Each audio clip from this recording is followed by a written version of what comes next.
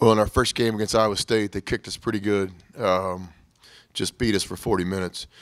So from a competitor standpoint, this is a game we've been looking forward to, the rematch, hopefully trying to play better. But this is a team we have a lot of respect for, a team that's in the NCAA tournament almost every year. And Coach Prone does a great job. They've got great returning players, Big 12 veterans, and they've got some of the best young guys in our conference. So we'll have to play really well to protect our home court Wednesday against a team that we have nothing but respect for.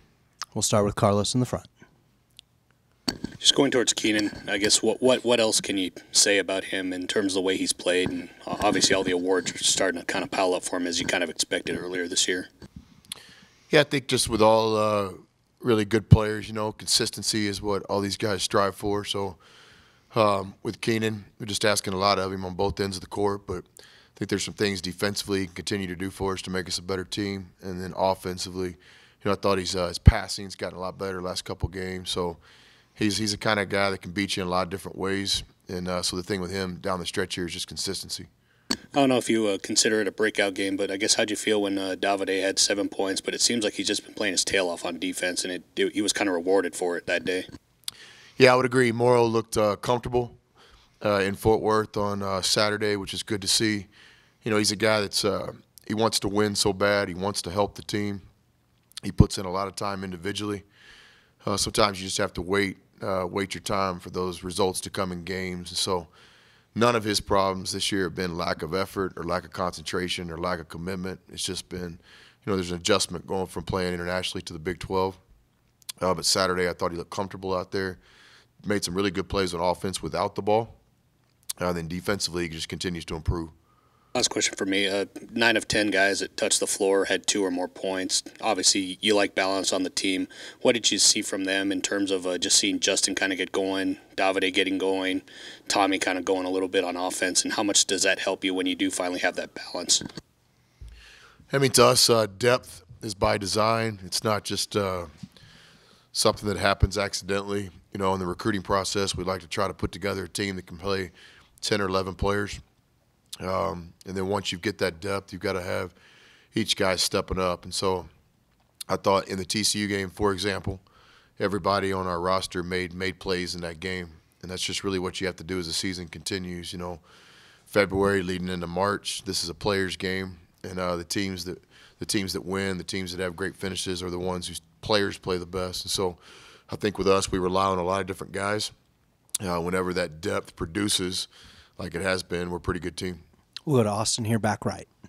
After the West Virginia game, you said that your goal was to be in a good position going into February. And then on Saturday, not only do you win, but Kansas and Oklahoma loses. So now that you're, in the lead for the Big 12, how do you feel about your situation going into this month? And nothing just really changes for us. We're a program that really understands that the most important game that you've ever played in or you've ever coached in is the next game on the schedule. And as a competitor, if you don't feel that way, then, I question if you really know how to win. We have a process we believe in, and we really just try to put ourselves in a position to play our best game of the year, next game out. So, nothing changes. I think around you, distractions everywhere, and what you got to do is just stay focused on the task at hand. For us, that's us trying to play our best 40 minutes of basketball on Wednesday at 8 o'clock, which we haven't done yet. We've had some games we played a good 32, 33, maybe even 34 minutes, but we've yet to put 40 minutes that we feel great about on the floor.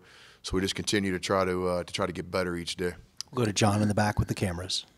Obviously, Keenan Evans has been in the spotlight recently, but what, personally with you, have you been most impressed about with him?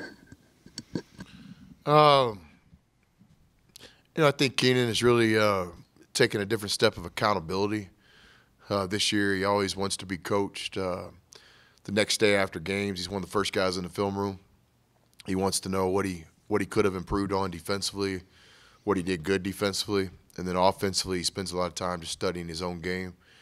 I think he's been a really good leader this year. He's not a vocal Tim Tebow, Avery Johnson kind of guy, but he's a calm leader. He leads by example. He does get vocal in timeouts from time to time in the locker room. So I've been impressed with his personal accountability and his leadership. And just want to get to the bigs for a second. What have you seen from them recently, and how would you assess how they played in the last couple of games, and what do you hope to see come Big 12 tournament and obviously NCAA tournament time? Yeah, I just talked to Norrance earlier today and scheduled to talk with Tommy a little bit here in a minute before practice, but we just got to try to find another level of consistency. There's some games on our schedule, say Texas here in Lubbock. We don't win that game if our bigs don't play well. We're striving that consistency. I think those guys playing together every night, we don't need their best game. We just need consistency. We need those two guys to rebound the ball at a high level. We need Tommy to play offensive basketball with confidence. We need Norrance to be, the most physical guy on our team. I think as those guys find a level of consistency, hopefully here down the stretch, our team can get better. Coach, this past Thursday, you welcomed in a family from Brownfield, the Sears family, longtime season ticket holders. Can you talk about that experience you had with their family? Yeah, got an email a couple weeks ago about a season ticket holder that's been season ticket holder for over 50 years. So it's just kind of cool inviting her and her family to practice. And what really stuck out is she talked to the guys for a minute, and it was an unbelievable speech. Like, she had the guys' attention more than I can ever get. So might have to bring her back and let her help coach the team. Coach, going back to the last Iowa State game, what does your team have to do? What do they have to improve the most to be successful Wednesday night? Well, I think it starts, we've got to be a lot more competitive. We got kicked down there in Ames. They beat us up and down the floor for 40 minutes. They were the more aggressive team. They were the tougher team. They were the better coach team that night. So I know as a competitor, we've been looking forward to this one for a lot of reasons, just to see if we can respond. But they really outplayed us down there. To me, it was some of the most challenging basketball we've had this year, and give them all the credit. So I think the first thing that's got to change is we've got to have a different approach, and we've got to be a lot more competitive than we were in game one. Then with this game specifically, Iowa State's great offensive identity with the way they run. They play fast. They have multiple shooters. And then if they can't get you early on the fast break, then they've got a great inside game. I think Large, one of the best freshmen in the country. His numbers, 15 and 10 in the Big 12 as a freshman, speak for themselves. So they've got a great balance from offense and defense, inside and out. They got a great coach. And then they really kicked us in game one. We'll keep it in the middle with Sean. Coach, talk to us about how Coach Riley and the strength and conditioning has improved this team as the back half of the schedule progresses.